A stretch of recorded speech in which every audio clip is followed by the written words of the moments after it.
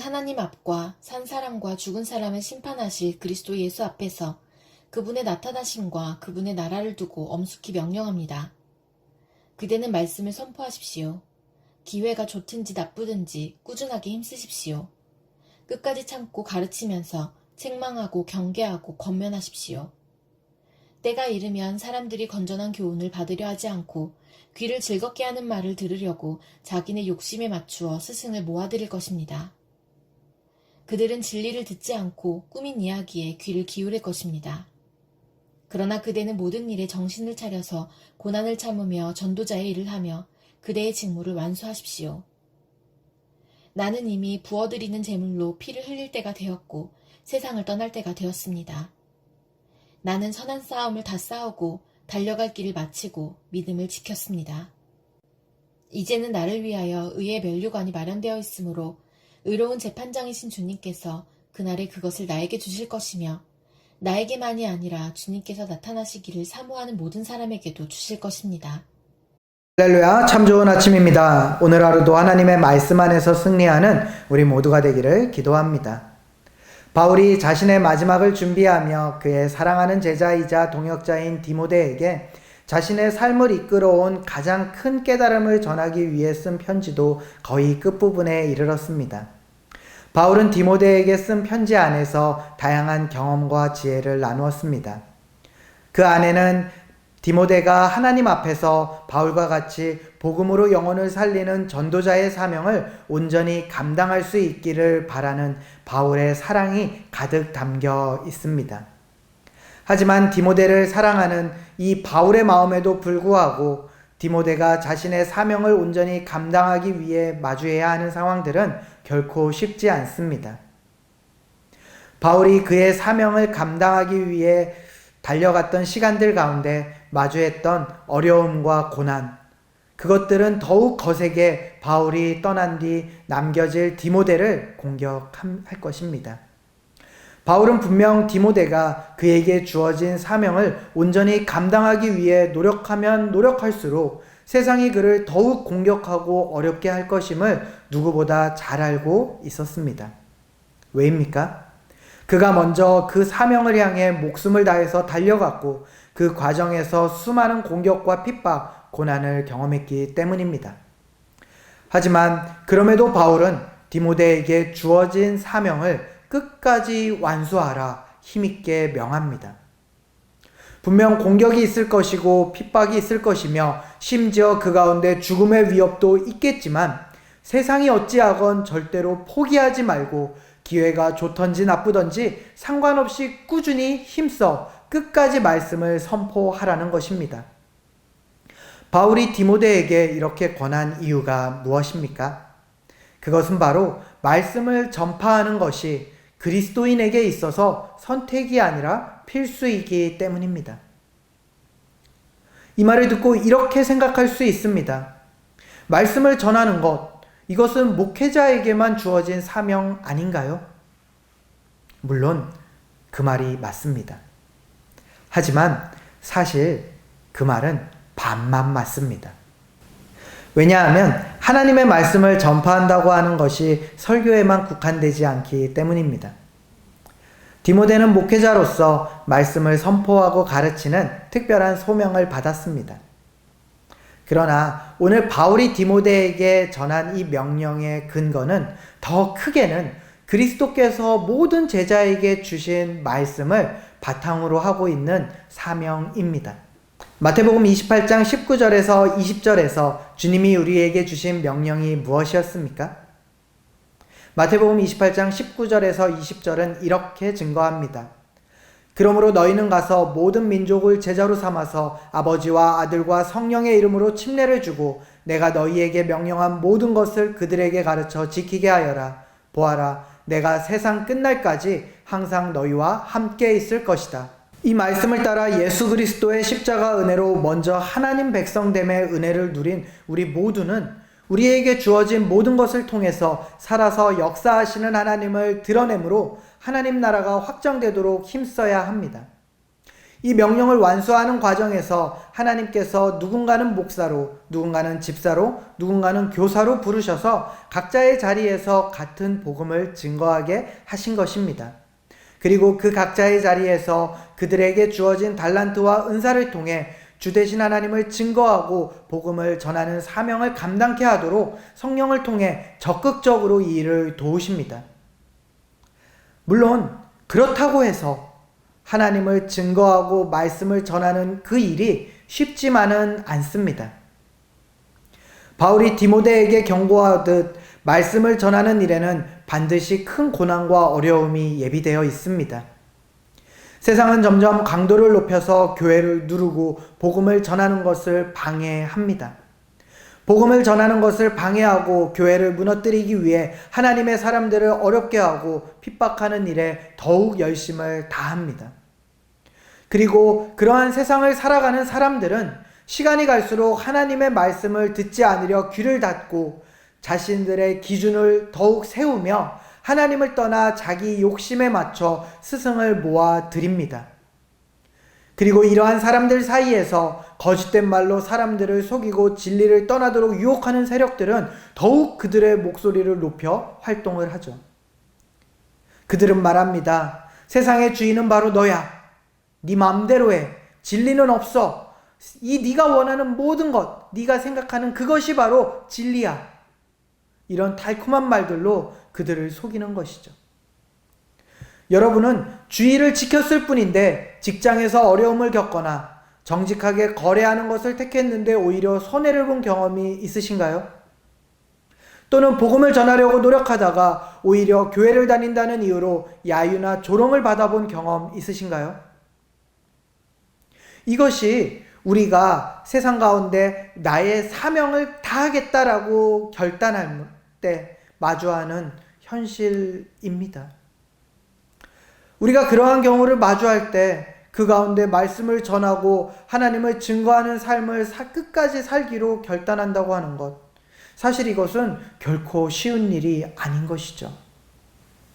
세상적인 기준으로 보면 그냥 입 닫고 적당히 살면 겪지 않을 고난입니다. 내가 지금 복음을 반대하겠다는 것이 아니라 그저 그냥 멈춰 있으므로 굳이 겪지 않아도 될 세상의 부딪힘과 어려움을 피하겠다. 사실 우리가 복음을 전하기를 포기하고 멈춰서서 말씀을 따라 결단하기를 더디하는 그 이유가 바로 여기에 있지 않습니까? 심지어 우리는 잘 알고 있습니다. 우리가 그렇게 하지 않아도 내가 복음을 증거하는 삶을 살기를 포기해도 나에게 주어진 구원의 은혜가 취소되지 않는다는 것도 너무나도 잘 알고 있습니다. 그런데 여러분, 우리가 굳이 이렇게 복잡하게 나의 사명을 다하겠다라고 달려가며 살아야 할 필요가 있을까요? 제가 여러분에게 답을 말씀드리면 네, 그렇습니다. 우리에게는 그렇게 살아야만 할 이유가 분명히 있습니다. 바울은 자신의 삶을 한 방울도 남기지 않고 다 쏟아부어서 모든 것을 소진함으로 자기에게 주어진 사명을 완수하려고 힘을 썼습니다. 그는 정말 선한 싸움을 위해 목숨을 바쳤고 그의 달려갈 길 가운데 수많은 고난과 방해들에도 믿음을 끝까지 지켜 싸웠습니다. 그가 이렇게 끝까지 나아갈 수 있었던 것은 그에게 그의 마지막을 재판할 재판장 되신 주님께서 그에게 허락하실 그 모든 영광에 대한 분명한 믿음의 소망이 있었기 때문입니다. 하나님께서는 우수하게 믿음의 선한 싸움을 마치고 주께서 명하신 사명을 달려간 자들의 충성과 수고를 모른 척하지 않으십니다. 언젠가 십자가 구원의 은혜 아래에 있는 우리 모두는 이 믿음의 경주의 끝에서 그리스도 앞에 설 것입니다. 그리고 그날 주님께서는 그에게 주어진 길을 끝까지 달린 하나님의 사람에게 의의 면류관을 준비하고 계십니다. 면류관이 무엇입니까? 고대 올림픽에서 우승자에게 주어지던 월계관입니다. 올림픽 참가자에게 있어 월계관을 받는다는 것은 엄청난 영광입니다. 하지만 그 영광이 아무리 클지라도 올림픽 월계관의 영광은 시간이 가면 시들게 되죠. 하지만 오늘 바울이 말하고 있는 그 면류관은 시들지 않는 영원한 면류관입니다. 더 중요한 것은 이 면류관이 우리의 공로가 아니라 하나님의 은혜로 주어진다는 것입니다. 우리가 끝까지 달려갈 수 있는 것도 은혜고 그 달림의 끝 가운데 인정을 받는 것도 은혜인 것입니다. 그래서 바울은 우리가 믿음의 경주를 마치고 받을 이 면류관을 의의 면류관이라고 부르는 것입니다. 우리를 의롭다 하신 그분께서 우리의 믿음의 경주를 의롭다 인정하신다는 것이죠. 그렇기에 당연히 믿음의 경주에서 우수한 성적이라는 것이 큰 교회를 사역하거나 전도를 많이 한 것을 말하지는 않습니다. 중심을 보시는 하나님께서는 그가 얼마나 매 순간 자신에게 주어진 곳에서 주어진 것들로 하나님 백성으로 살아냈는지를 보십니다. 물론 그 과정이 쉽지는 않겠지만 그럼에도 분명한 사실이 바로 그것입니다. 우리가 받을 그 상급이 지금까지 고난이 모두 의미가 없을 만큼 크고 놀라운 것이라는 것이죠. 오히려 그날 우리는 이렇게 말하게 될 것입니다. 내가 이 귀한 것을 받으려고 이 길을 걸었구나. 충분히 할만했다. 로마서 8장 18절에서 바울은 이렇게 고백합니다. 현재 우리가 겪는 고난은 장차 우리에게 나타날 영광에 견주면 아무것도 아니라고 나는 생각합니다. 여러분, 결국 바울이 디모데에게 진짜로 전하고 싶었던 말은 이것 아닐까요? 디모데야, 지금 힘들고 어렵겠지만 하나님이 주신 사명을 끝까지 완주하기를 포기하지 마. 그럼 반드시 주께서 더 크고 놀라운 것으로 갚으실 것이야. 내가 끝까지 믿음의 경주를 완주함으로 주께서 주실 그 영광의 면류관을 받기를 나는 간절히 응원해. 여러분은 이 믿음의 경주를 어떻게 완주하시기를 원하십니까? 오늘 바울은 말했습니다. 나는 선한 싸움을 다 싸우고 달려갈 길을 마치고 믿음을 지켰습니다. 이 말을 쓸 때 바울은 로마 감옥에 갇혀 있었습니다. 그는 자신이 곧 처형될 것을 알고 있었죠. 그럼에도 불구하고 그는 두려워하지 않습니다. 왜입니까? 그가 선한 싸움을 다 싸우고 달려갈 길을 맞추고 믿음을 지켰기 때문에, 그의 사명을 다 완료했기 때문에 죽음 앞에서도 후회가 없기 때문입니다. 주님 앞에 서서 주님, 저 이렇게 걸어왔어요. 주님, 저 정말 후회 없이 달려왔어요. 라고 고백할 수 있다는 것이죠. 여러분, 우리가 우리의 인생의 마지막에 주님 앞에서 이렇게 고백할 수 있다면 그것이야말로 가장 성공한 인생 아닐까요? 주님은 오늘 우리가 다시 일어나서 주께서 명하신 말씀을 증거하고 복음을 자랑함으로 세상을 정복하는 싸움을 이어가라 말씀하십니다. 말씀이라는 저그리게 강력한 무기가 이미 우리에게 주어졌고 하나님이 함께 싸워주시는 싸움입니다.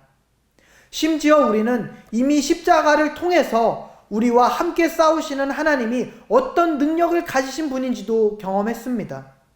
게다가 사실 우리는 이미 이 싸움의 끝이 어떻게 될지도 다 알고 있지 않습니까? 그럼에도 세상이 주는 핍박을 두려워해서 그저 받은 구원에 만족하며 입을 닫고 멈춰서 시간이 가기만을 기다리는 그런 부끄러운 방법을 여러분 택하시겠습니까? 아니면 믿음의 여정의 끝에서 바울과 같이 후회 없었다고 고백하는 자가 되는 그러한 선택을 하시겠습니까? 사랑하는 사랑 믿는 교회 성도 여러분, 귀를 막는 이 시대에 우리는 입을 여는 증인으로 부름을 받았습니다. 물론 쉽지 않을 것입니다. 때로는 조롱받고 손해보고 외로운 일도 경험하게 될 수 있습니다. 하지만 기억하십시오. 우리는 이미 승리한 싸움을 싸우고 있습니다. 우리와 함께 싸우시는 분은 죽음도 이기신 부활의 주님이십니다. 주님께서 여러분과 함께 하실 것입니다. 우리의 작은 결단을 하나님께서는 하나님 나라의 무한한 확장으로 열매 맺게 하십니다. 이제 침묵은 끝입니다. 우리가 입을 열어 주를 고백하기로 결단하면 우리가 지나가는 모든 곳에서 하나님 나라가 확장되어질 것입니다. 그리고 그 걸음의 끝에서 우리는 우리를 향해 영광의 면류관을 들고 우리를 환영하는 주를 마주하게 될 것입니다. 여러분, 말씀을 기억하며 이 시간 한 사람을 위해서 우리가 함께 기도할 수 있기를 바랍니다. 그리고 그에게 주 안에서 우리가 누리고 있는 변화된 삶을 입으로 나누기를 결단하십시오. 또한 하나님 안에서 말씀을 증거하며 우리 안에서 말씀하시는 성령을 따라 주 안에 살아가기를 결단하는 우리가 되기를 원합니다. 바라기는 믿음의 경주가 끝나고 주 앞에 서는 그날 영광의 면류관을 쓰고 주 앞에 서는 우리 모두가 될 수 있기를 이 시간 간절히 응원하며 기도합니다.